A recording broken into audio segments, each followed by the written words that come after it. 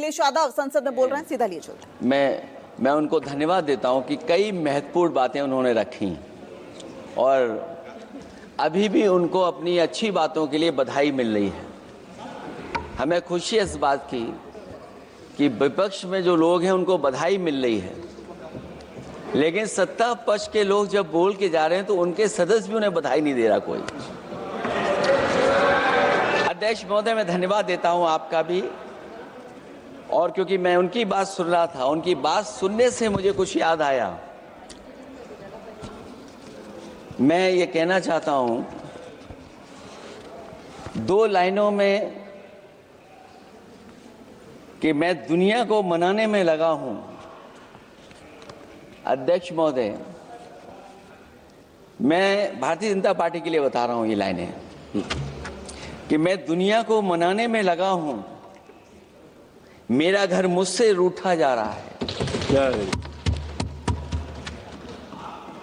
मैं दुनिया को बनाने में लगा हूं, मेरा घर मुझसे रूठा जा रहा है। अध्यक्ष महोदय, बात शुरू करने से पहले मैं सबसे पहले भारत की सेना, उसका आभार, उसका धन्यवाद देना चाहता हूं। दुनिया में साहसी फौजों में गिनती अगर होती है तो हमारी भारत की सेना सबसे आगे दिखाई देगी। उन्हीं के पराक्रम पर, उनकी वीरता पर, उनके अदम्य शौर्य पर हमें सबको गर्व है। कोई ऐसा भारतीय नहीं होगा जिसको गर्व न हो। हमें अपनी फौज पर गर्व है और हमें इस बात के लिए भी गर्व है कि जब सेना ने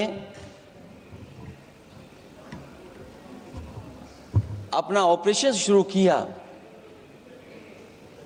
तो पाकिस्तान के जितने भी टेररिस्ट कैंप थे उन पर अटैक किया गया।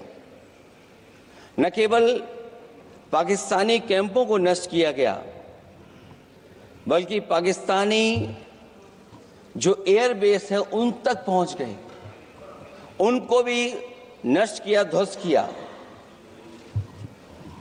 और जब हमारी फौज पाकिस्तान को हमेशा हमेशा के लिए एक पाठ पढ़ा सकती थी,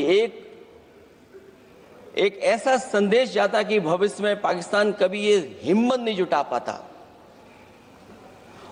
और ऐसा भी लगा हम लोगों को, क्योंकि अध्यक्ष महोदय, जब हम बड़े बड़े राष्ट्रीय चैनलों को देखते हैं तो उन चैनलों से ये लग रहा था कि कराची हमारा हो गया है, लाहौर हमारा हो गया है। किसी चैनल ने किसी को ये भी बताया कि हमने उनको पकड़ भी लिया है। जो कमेंट्री, जो विजुअल्स थे, वो ऐसा लग रहा था कि अध्यक्ष महोदय अब पीओके हमारा हो जाएगा। हालांकि सरकार के इंजनों को मैं टकराता हुआ देखता हूं। हो सकता है ये मेरा भ्रम हो,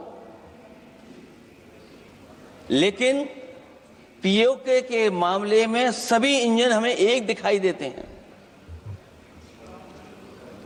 और जहां पीओके पे पहुंचने तक की बात थी, कुछ लोग तो पीओके पर ये कह रहे थे कि हमारा कब्जा हो जाएगा, 6 महीने का केवल हमें मौका मिल जाए।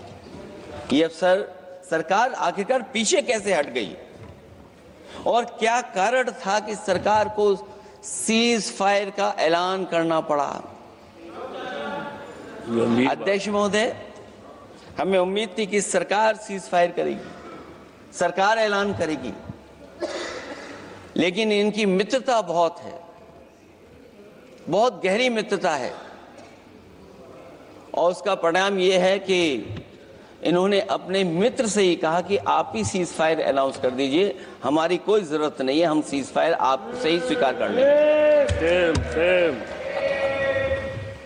आखिरकार किस दबाव में ये सरकार स्वीकार कर रही है?